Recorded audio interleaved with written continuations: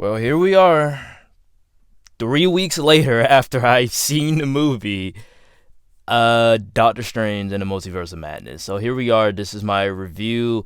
It's gonna have some spoilers in it. I just want to get right to the point because obviously I haven't been uploading, but it is what it is. I'm coming with Doctor Strange and the Multiverse of Madness review, hopefully a couple rankings after that. Also, granted, I did see this movie a week later because I had COVID, so I couldn't see it the week it dropped, but I was able to check it out the next following week. But please comment down below, what did you guys think of Doctor Strange and the Multiverse of Madness? It's going to be coming on Disney Plus actually this month. And this video has been written for like at least 2 weeks, and it's been made for like a good week. I just didn't do the intro or the outro yet, so I'm doing it now. But with that being said, my name is Nation, and like I said, you are free to comment down below. What did you think of Doctor Strange and the Multiverse of Madness? And let's get right into my review. It was the only way.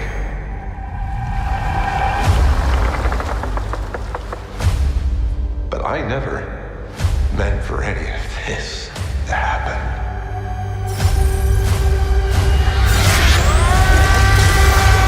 Doctor Strange in the Multiverse of Madness was my highest anticipated Marvel project since 2020. So with that being said, let's move right into the good. And the good thing that comes to mind here is that Sam Raimi, as a filmmaker, makes his mark on the film and the MCU as a whole, providing a film perfectly that fits in the formula that the MCU has already established, but also crafts a film that's different enough to stand on its own as something unique and special for the universe. Sam Raimi, I haven't watched too many of his films. I've only really watched the Spider-Man movies, and I haven't really watched much of his horror stuff, so I can't really have like a basis of like what another Sam Raimi movie is. But throughout the film, while there are other positives, I was more drawn to how this movie cameras moves. It's fluid, constantly moving you through the story, and it never lets up.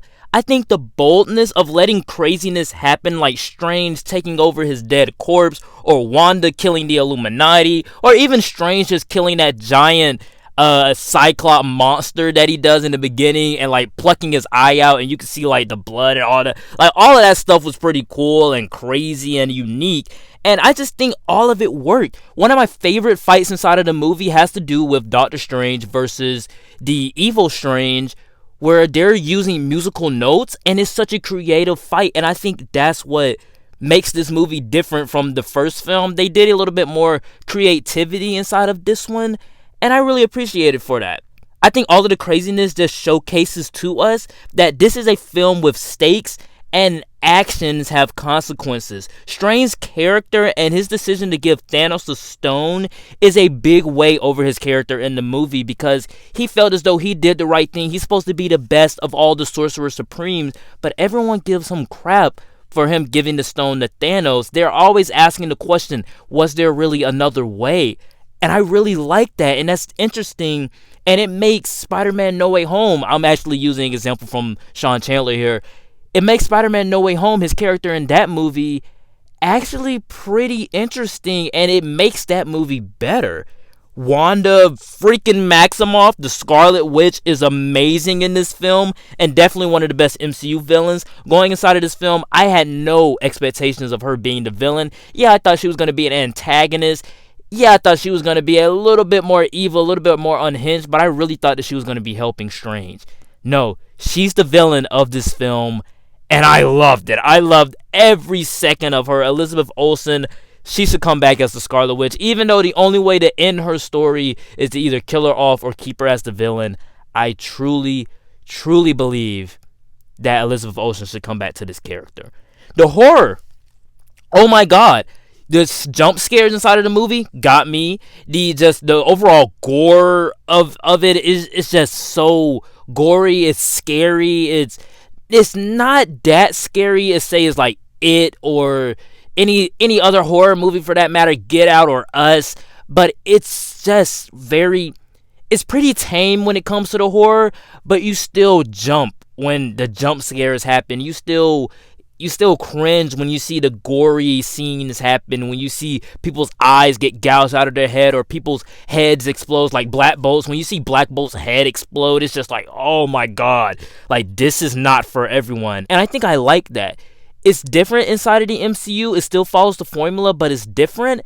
And I think that's one of my positives and also one of my negatives is the fact that it's different and that it's not going to be for everyone. I don't think everyone can really grasp on to this movie as they could have with the first one. Maybe because the first one, they were just squishing the origin story through the MCU formula. But with this one, they were trying to do something new. And I appreciate it for that. But with that being said, let's move right into the bad. And the bad thing that comes to mind here is that the character of Mordo, in my opinion, was kind of a little bit wasted completely. I guess you can make the argument that it wasn't his movie. His character wasn't central to the story enough for him to be, front and center.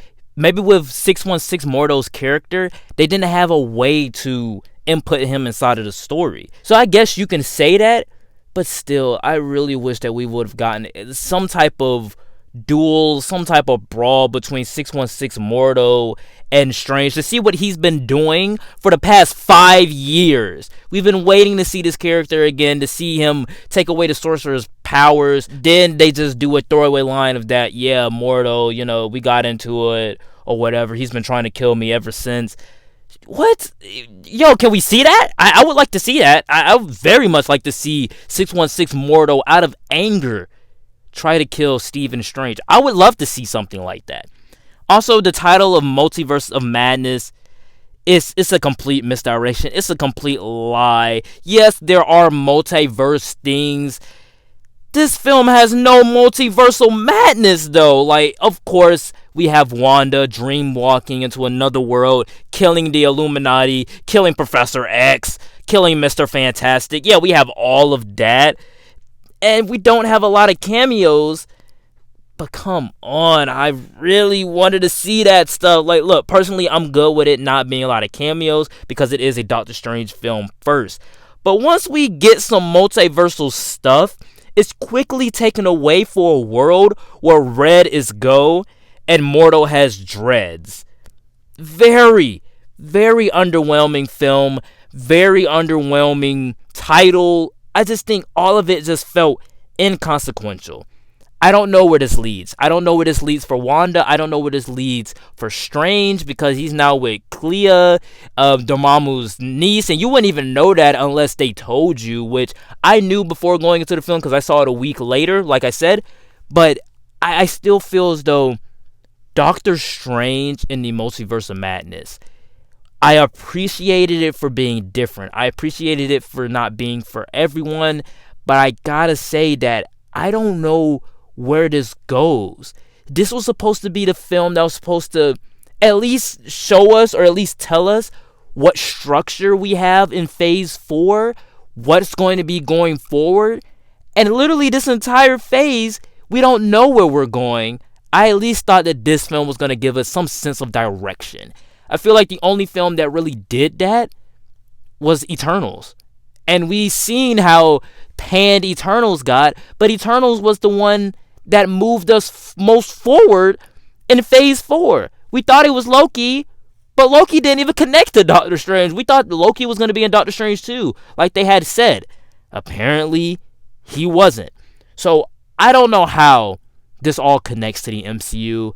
I wish I did, but I guess that's really my negatives, is the fact that it's so inconsequential and very underwhelming. And also, it's a very short film, too. I think overall, where I have high positives, I still have low negatives for this movie.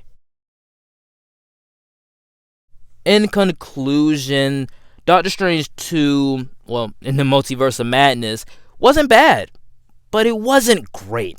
It wasn't what I was expecting. And that's a good thing, but that's also a pretty negative thing because of what I'm gonna grade it as. It's a different, unique film in the MCU, offering some very brutal, gory scenes, creative Doctor Strange moments, and horror. As my number one most anticipated Marvel project since 2020, I came out of the film thinking it was okay, but very underwhelming. Personally, the first film was better.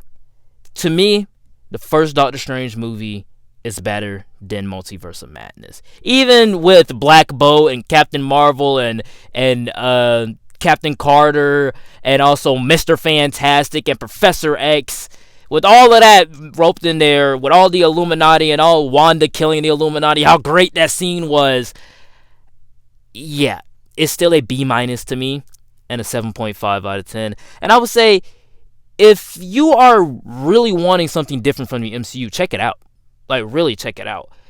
But other than you being interested in the movie, I would say this is one that you can skip. And it's not for everyone, and not everyone loves horror, and not everyone loves gore. So as it being, like Sean Chandler said in his tweet, the goriest Marvel movie in the MCU, yeah, I would say this is one that maybe a lot of people should skip out on. But it's making a lot of money at the box office, so I can't really judge. Alright guys, that was it for the review. Please note that everything that I did say in this video was just my very own opinion, and you are free to comment down below. What did you think of Doctor Strange in the Multiverse of Madness?